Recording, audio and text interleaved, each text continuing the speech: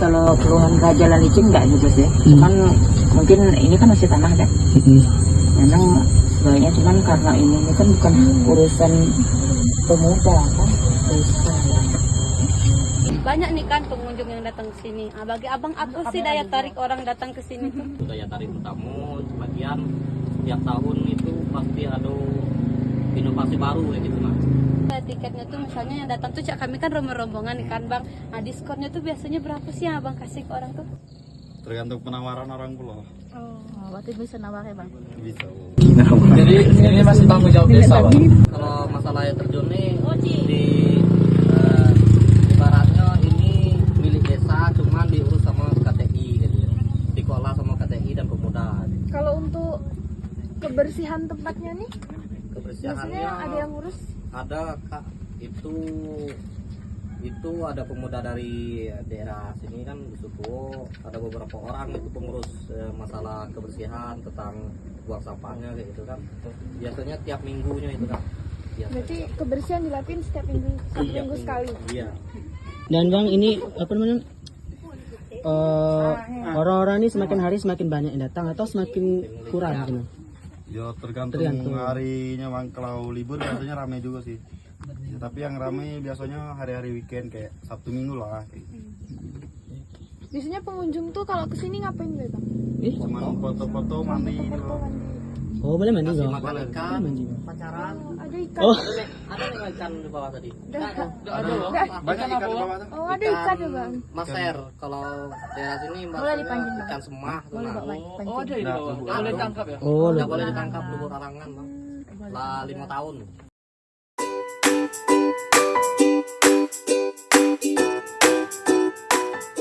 Yang tahun 100 yang lalu lah terjadinya, mungkin zaman perubahan alam dulu mungkin ada jenis apakah air besar atau ada sejenis gunung meletus, tidak tahu juga lah kita. Yang saya tahu ini dulu segerinjing terjadi zaman mungkin sekitar 200 tahun yang lalu atau apa, ada air banjir lah ya bisa, mungkin ada dalam bisa airnya, mungkin ada yang batuan atau apa ya, atau putus batu apa jatuh, mungkin apa terjadilah. Tidak tahu lah itu kepada Tuhan, tapi kita tidak tahu sejarah yang pasti. Jadi karena perubahan alam terjadilah air terjun. Karena terjun ini jadi tempat wisatanya pada tahun berapa? Tahu. Udah resmi jadi geopark gitu kan? Kalau berdirinya geopark ini sekitar tahun 2019 ini lah. Oh baru. Jadi Ya, geoparknya dia tuh terjadi geopark serempak lah. disahkan jadi geopark. Ya diakui sebagai Merangi ini sebagai geopark serempak dia ini. Nah, mungkin untuk lebih detailnya mungkin bisa tanya ke kantor geopark di Bapeda ini dengan situ pusatnya. Jelas serempak persemian, serempak pengakuan oleh luar negeri. Terjadi juga Selendrik ini ikut serta termasuk satu Selendrik yang ada di atas nih, satu warung ada orang sini. Nah, jadi Segerincing ini dengan cerita dari nenek moyang kami lah. Segerincing itu makokan dikatakan Segerincing dulu airnya ini kan jatuhnya tinggi. Jatuh mungkin 60 meter, tiba di bawah berbunyi bermacam-macam lah, pokoknya bentuk ribut lah bunyinya di bawah. Nah, di bawah nak ngomong tuh payah ngomong karena terlalu banyak di sini bergerincingan lah. Nah, mungkin nak ngomong ini payah di bawah tuh, nak ngomong dengan kawan karena airnya besar dulu nih. Asapnya deh sampai ke dusun ini apa ya. Di bergerincingan, maka dibentuk lah si gerincing. Dari bahasa bergerincingan itulah. Mungkin untuk lebih modernnya, apa namanya air terjunnya? Mungkin ada yang jawab pertama tuh si gerincing.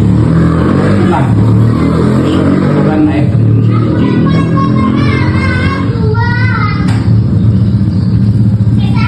Kalau untuk bagian-bagian agama, air terjun Segerincing kan tamu nih dari berbagai tempat, dari berbagai agama, perbedaan latar belakang. Misalnya kan penyediaan tempat ibadah. Yang ada tempat ibadah sono, yang jelasnya karena kita ini mayoritas muslim, jadi oleh pemerintah daerah pariwisata, dinas pariwisata buat kegiatan proyek tempat ibadah, ada tempat ibadah sekor. Di samping tempat ibadah mungkin bisa untuk istirahat. Nah, di bawah ada, tapi khusus untuk muslim. Karena mungkin untuk yang agama-agama yang lain bukan dilarang, bukan enggak.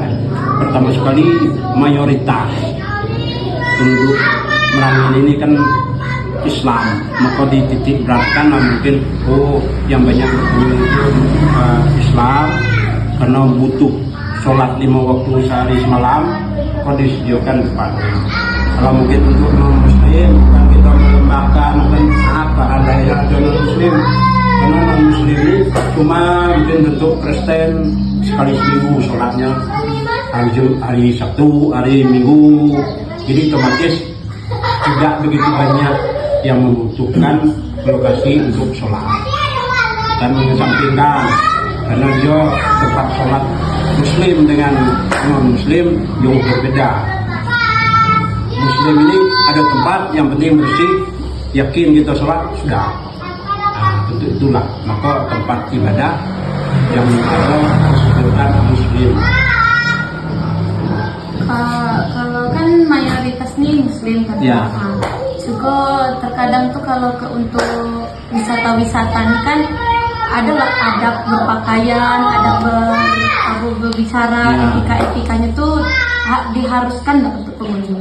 Di sana untuk pengunjung yang jelasnya petugas dari Pok Darwis ini dan juga kami selaku kepala desa beserta tokoh-tokoh masyarakat, bagi yang berkunjung di sana berpakaiannya yang sopan, karena daerah ini kan kita alam ini bermacam-macam penunggu ya. Nah, ada yang tidak nampak, ada yang nampak, jadi kita saling menghargai. Andainya kita muslim, walaupun non muslim, pakaian ceweknya mungkin sebatas ini kita hilir mudik, mungkin ada yang negur makhluk halus, bisa jadi 2 tahun ini meledak apanya tuh. Kalau menurut saya dibanding tahun-tahun yang lalu, nah pengunjungnya tidak muat, kadang-kadang di bawah tuh terpaksa antri, tidak ada tempat lagi berdiri di bawah. Kalau tradisi mengenai tempat wisata kan ada Pak? Tradisi Ya bersemayam ataupun berdoa. kalau di sana, karena kita di sana itu ada satu lubuk larangan itu pariwisata. Kalau selubuk larangan ini mungkin secara rutin tidak melaksanakan, karena untuk menyelamatkan ikan tuh dari yang pencuri ya, kami adakan apa tuh yasinan di sana. Oh, kita di sini. Ya, Itu di tahun tiap minggu, tiap bulan atau setahun sekali lah paling tidak. itu kan berisinya ikan-ikan itu Pak, dari sungai itu asli atau di mana? Sungai asli. Ikan sungai. Ya, habitat situ. So, semuanya hampir 100% itu ikan semak. Ikan semak. Ikan semak. Kalau untuk kan ikannya begitu berkembang biak lagi, ada tak panen ikan tuh? Sekarang setelah 4 tahun belum ada ikan makan. Karena di Sabu ini kan saya pikir orang banyak ngajak saya panen Pak. Cuma untuk jaga lingkungan, di Sabu ini penduduknya banyak. Kalau kita panen mungkin dapat ikan 1 ton sana, dibagi dapat segini. Seko dibagi 4. Jadi untuk supaya jangan timbul ribut, agak ribut kalau masalah hasil orang kadang-kadang nih ribut Bang. Tambah lauk kalau bentuk itu kan. Nah, jadi saya stop.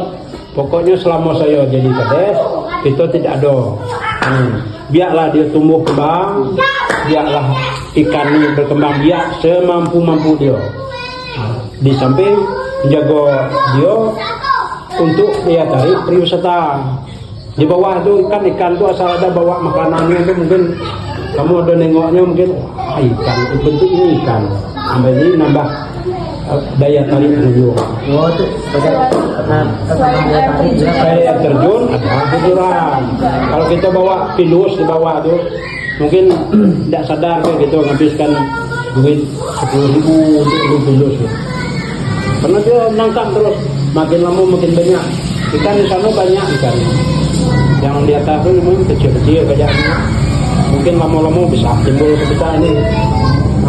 Dia datang begitu. Nama saya Muhammad Tarmizi, Mohd Tarmizi. Ya.